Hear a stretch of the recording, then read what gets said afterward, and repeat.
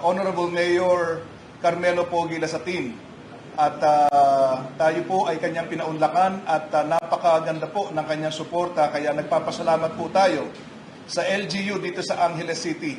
At ganoon din na nakipag-coordinate tayo sa ating mga kapulisan dito, headed by Police Colonel Amado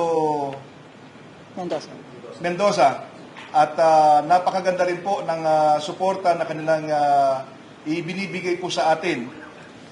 At sila po ay magpapadala ng mga SWAT team sa ating venue.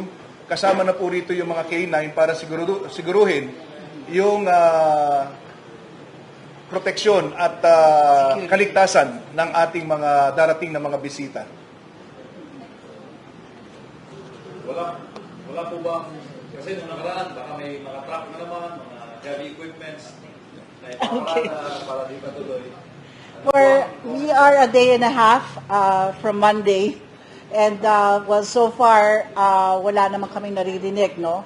At yun nga, there was an assurance, no, na hindi mangyayari yung mga nangyari sa ibang lugar. So, we pray that magtutuloy-tuloy po tayo. But sabi nga ng ating mga kasamahan dito, rain or shine, or whatever, talagang itutuloy at tutuloy po natin ang ating rally. Sir, ang mga attendance po ba ay mga national speakers lang o may mga grassroots na mga speaker na Okay na. sasalita? Okay. Paano po ang representation ng mga speakers on the running event? Sa ngayon, meron po tayong mga naanyayahan dito sa Region 3 na magbibigay din ng kanilang mga mensahe. Katulad po ng ating mga kababayan sa Zambales, mga fishermen, na naapektuhan yung kanilang trabaho roon ng pangingisda dahil sa hindi sila makapunta sa laot, no? sa dagat, at sila ay ginugulo ng mga Chinese military. Makakasama po natin sila, ganun din po yung mga katutubo dito sa Bamban ay makakasama rin po natin para magbigay din ng mga mensahe. This time ay naiso nating baguhin yung konsepto, hindi lamang po itong ating mga national figures ang nagsasalita, kundi makikinig din po tayo doon sa mga hinaing ng ating mga kababayan dito sa Region 3. Sino po ang national speakers na invited, sir? Okay. Well, ang ating mga inimbitahang mga panauhin ay pinapangunahan ng ating dating Pangulo at ginagalang na Rodrigo Roa Duterte. Kasama din dyan ang ating mga kaibigan at mga sumusuporta sa Maisog, na sina Attorney Glenn Chong, Attorney Vic Rodriguez, Harry Roque. at si Attorney Harry Roque. Kasama rin Marami dito pa. sina Dr. Yes.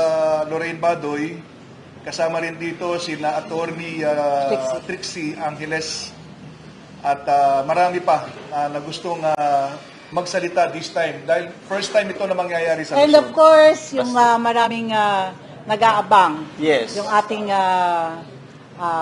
matinee idol, si Baste, si Bastian Yes. Baste Duterte. Maliban doon ay meron pa tayong mga guests katulad ng mga aawit, ng mga magpapasaya sa atin, magbibigay ng sayaw at may mga tutugtog. So we are all inviting you to join us. This is really a prayer and peaceful rally. Yun ang assurance namin sa inyo. Sir, ito pong panawagan po ng transparency, ang accountability and peace and security.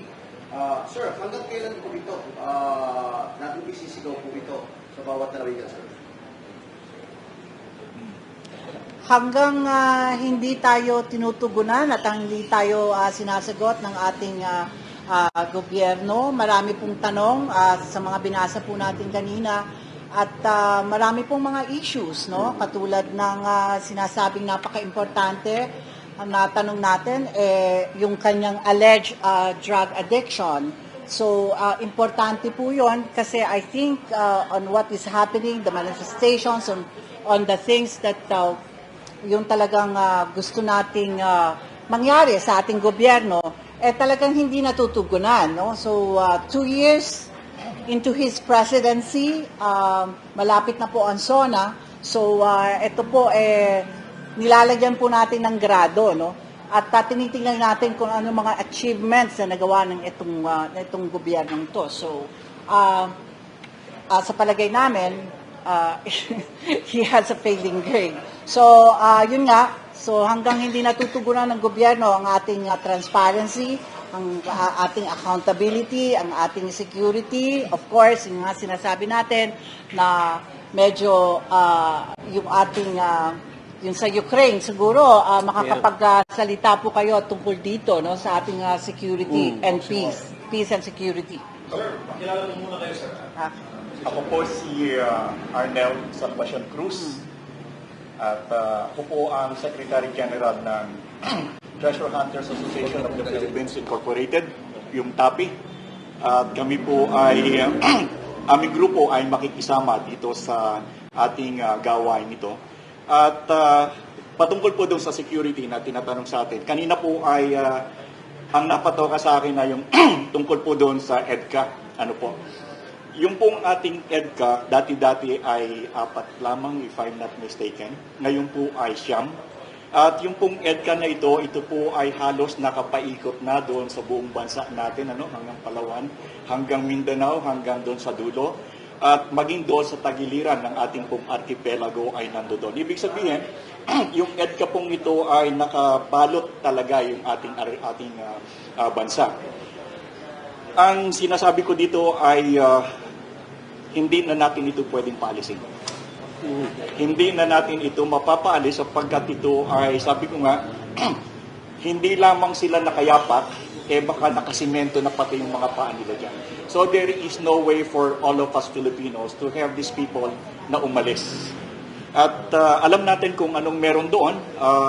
Siyempre, this will be a military basis, At ito yung problema natin dahilan sa kung ito ay military basis ng mga Amerikano dito at tinitingnan natin sino ba yung kanilang itinuturing na katunggali dito sa pagkakataong ito. At alam naman natin na ang itinuturing nilang katunggali dito ay yung China. No? At dahilan dito, kung meron silang mga military bases dito, ay siyempre meron din silang mga gamit panlaban papunta doon sa China. Subalit ang China hindi naman titigil yan, meron din naman silang gamit pabalik papunta dito sa Pilipinas.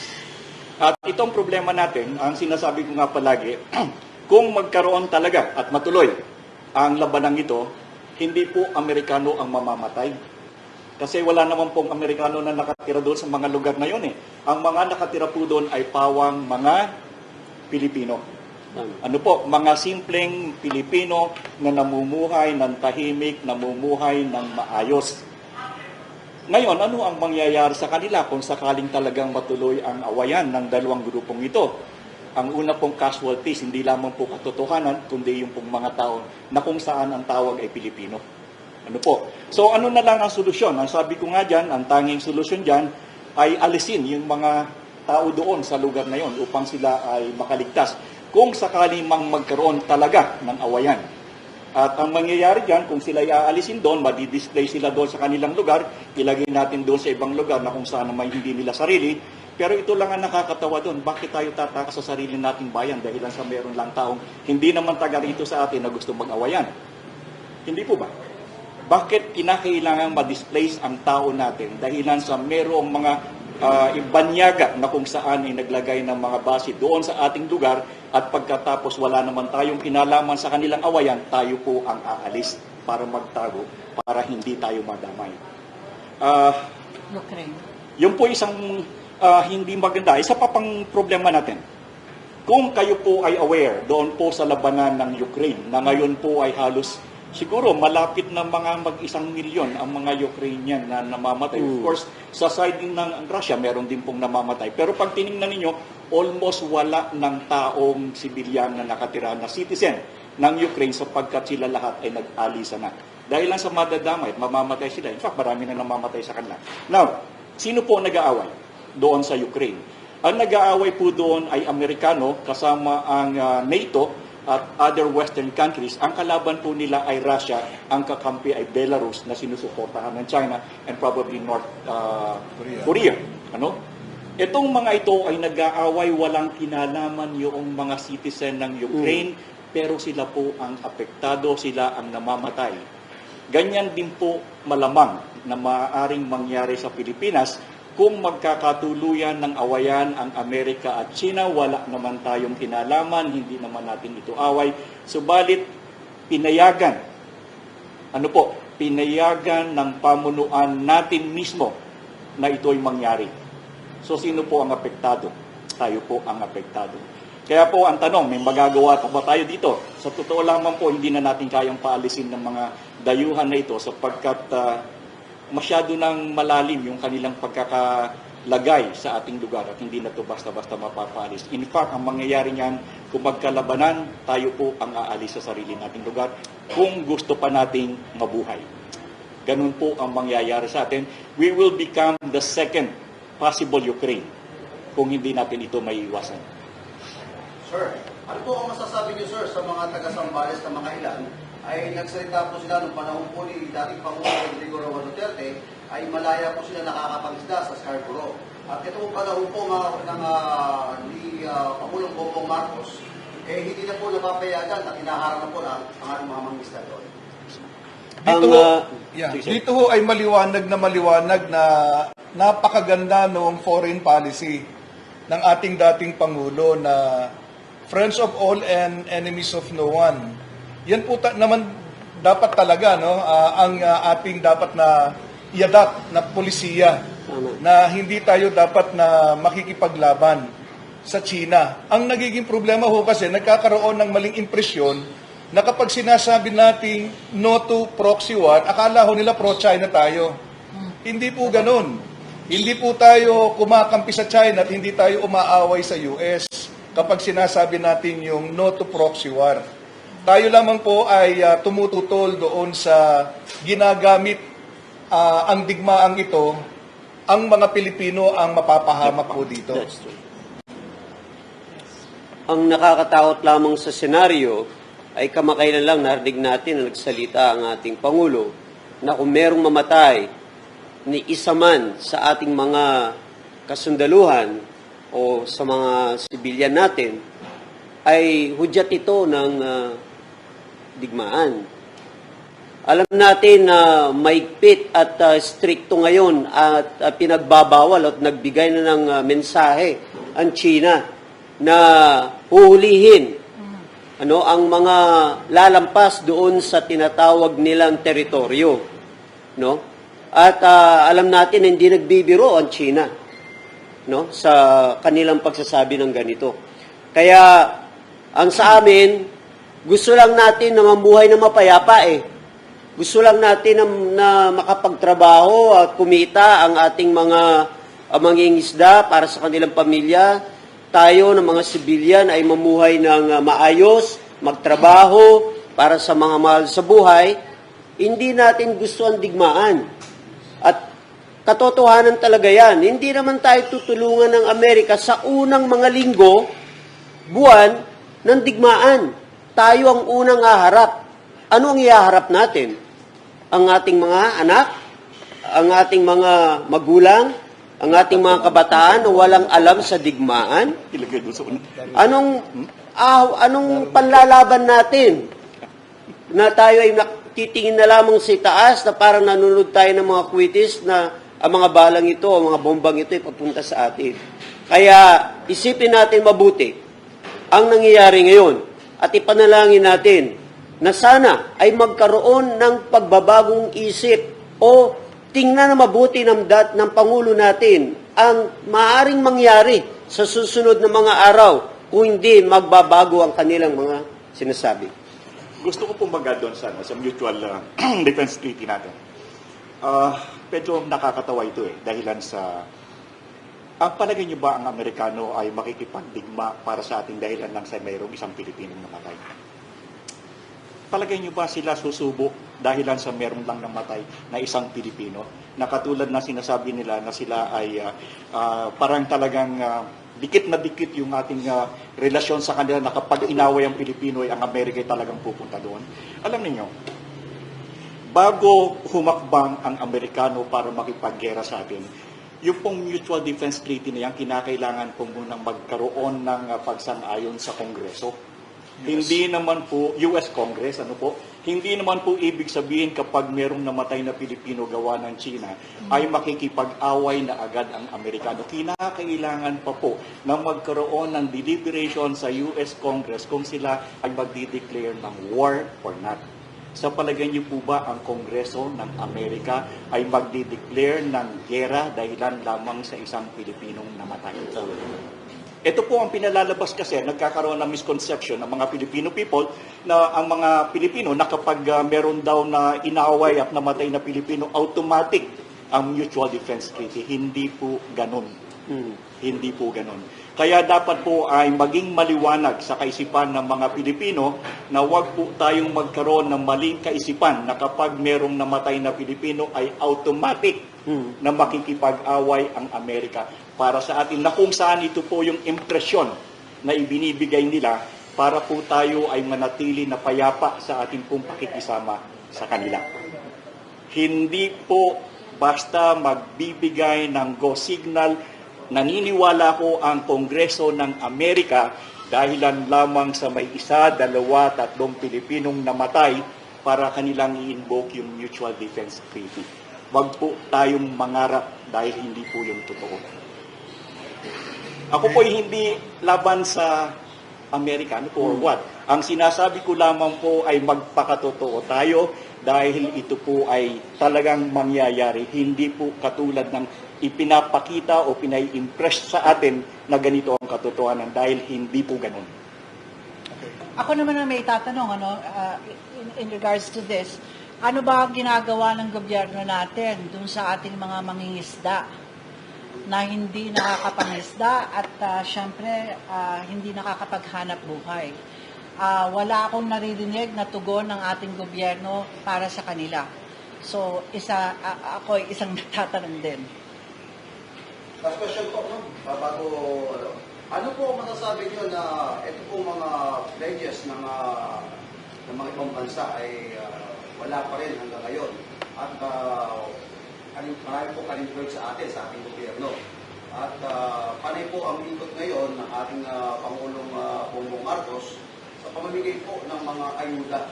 Ano po ang ibig masasabi niyo? Ang masasabi ko riyan ay ang nakikita ko, yung mga foreign investors, sila yung nagpo-pull out Hindi sila nag-i-invest. In fact, kamakailan lang, may mga nag-pull out na ng mga investment. More than, I think, $700 million yung pinull out nila from the Philippines. So, yung mga pledges na yon ay mananatiling pledges yan hanggat hindi naaayos ang usapin between the Philippines and the West Philippine Sea sa China. Hanggat hindi naaayos yung usapin na yan at magbigay tayo ng magandang pakikitungo, pakikisama sa mga sa Chinese government, ay sa tingin ko ay yung mga pledges na yan ay mananatiling pledges lamang. What about po yung mga ginagawa niya ngayon, pag-ikot-ikot sa buong Pilipinas at pamimigay po ng mga ayuda ng Office of the President? Sasagutin ko yan, Kung yung ayuda kasi parang nagkaroon tayo ng Senate hearing tungkol dyan, di ba? Ang sinasabi nga nila, yung ayuda daw, may favoritism. So, hindi para sa pangkalahatan yan, di ba? Ginagamit nila yan sa politika. Also, buksan natin yung issue ng ating PBB, yung performance base bonus natin na tinanggal ng ating Pangulo. Siyempre yung bonus na yun, 5,000, ilang libo yun, malaking bagay yon para sa atin. Lalo na ngayon, tumataas ang dolyar, tumataas ang, pagka tumaas ang dollar exchange natin, ano maapektuhan? Tayo ang number 1 na rice importer sa buong mundo. So, gagalaw at gagalaw yan sa merkado. At yan ang mga actually critical na mga issues na dapat nating pagtuunan. Dahil talagang ito ay everyday staple natin to pagkain ang pinag-uusapan natin dito. So, yan po. Ma'am, huli na lang, invite po ninyo ang ating mga kababayan. Saan po ang venue, anong oras, at saan po mapapanood ang mga ganap sa Maisog Peace Rally? Okay, Monday po, it's a holiday, kaya siguro naman mabibigyan nyo kami ng oras, alas 3 hanggang alas 9 ng gabi, no? Dito sa Chevalier Gymnasium, MacArthur Highway, Angeles City, Pampanga. Santo Domingo, Barangay Santo Domingo. Malapit din po to sa SM Telebastagan at so madali lang po siyang hanapin. At makinig po tayo, makialam at sa mga issues na dapat nating pinakikialaban. Dahil ito po ay buhay natin at ang ating kinabukasan ng ating mga anak. Opo, doon sa mga kababayan po natin, lalo na dito sa Central Luzon, na dadalo dito sa ating gagawing peace rally, kung pwede po ay iwasan ho ninyong dalhin yung mga sumusunod na bagay, katulad po na ang lahat ng backpack, huwag ho kayong magdadala ng bag, o any bag. No? Kasi po, pwede ho ninyong dalhin yan, pero kayo po ay mahahassle sa mga ano natin, sa mga security natin. Para maiwasan na lang ho yung hassle na ganito, wag na lang ho kayo magdala ng anumang bag, backpack, o kaya yung mga canister, yung lalagyan ng tubig, at saka yung mga matutulis na bagay, katulad ng payong. No? Iwasan ho nating magdala niyan dahil yan po ay kukumpiskahin doon sa gate. Hindi ho nyo pwedeng maipasok. No? So nakikiusap po kami, para nang sa gayon hindi ho tayo maabala sa ating pagdalo sa ating rally. Meron din pong mga kasamahan po tayo na nag-offer ng mga pagkain. Hanggat kakayanin po yung supply ng ating pagkain ay mabibigyan po kayo pagpasok po ninyo sa gate. Maganda ang lugar na ating nakuha, napilit, pinagbigyan tayo. Papasalamat tayo doon. At magdala lang kayo ng payong kasi hindi natin inaasahan. Baka Yung payong hindi po. Kapote siguro, kapote. yung kapote. kaya kapote. Yung payong pala, merong folding, ano, no? pwede yung folding. Kasi kung di natin baka magbago ang panahon, umulan bigla, no? Pero meron tayong lugar doon na masisilungan. Inang umaasa tayo na aabot tayo ng 5 hanggang 10,000 na mga bisita sa lugar na yon. Kaya crowded, kung gusto niyo di magsiksikan, maaga kayong dumating. No? Maaga kayong dumating at maging masaya tayo sa pagpunta natin at tayo rin ay patuloy na manalangin. At gusto ko rin magpasalamat po dun sa ating mga sumusuporta. Alam naman po ninyo, organic ito at kanya-kanyang donations, kanya-kanyang suporta. Wala pong nagpa-finance sa atin. At syempre maraming salamat sa mga OFWs. Ang dami pong nagpapadala. Ayan, may Gcash. Actually, maraming salamat po sa inyo, sa ating mga nagdo-donate, of course, yung mga ating mga technical equipments na kailangan po natin. So talagang bayanihan ang nangyayari dito. Tama. So maraming salamat po sa inyo. So far kanina, nung binuksan po natin yung ating GCash na ito, meron na ho tayong 27,300 pesos na naliko mula kaninang umaga. So tuloy-tuloy lang ho tayo. Yung mga kababayan natin, kahit na meron ho kayong mga sobrang mga 100 dyan o 20 pesos, pwede ho nyong itulong dito sa ating ginaganap na rally dito sa Angeles City. Maraming salamat po sa inyong lahat. Salamat sa inyo. Gusto ko pong ihabol yung checkpoint. Baka magkakaroon po kuminsan, baka po kayo makaranas nung checkpoint. Huwag po tayong matatakot kasi yung po'y para sa ating kapakanan. At hindi naman po sila nag-checkpoint kung para sa kundi siyempre talagang normal na po na ginagawa ng ating pong mga tagapamayapa yun. Para hindi tayo malusutan. Para hindi po tayo malusutan. Yung po'y para sa ating, huwag po tayong mapipikon, huwag po tayong sasagot Tama. kung ano pa man. Ito po'y magkaroon tayo ng magandang relasyon, magandang usapan, sapagkat ang ginagawa po nila ay para sa atin. Ano po? So pag nag-checkpoint, maging magalang at kung ano po ang kanilang hinihingi, ay sumunod po tayo. Tama. Okay.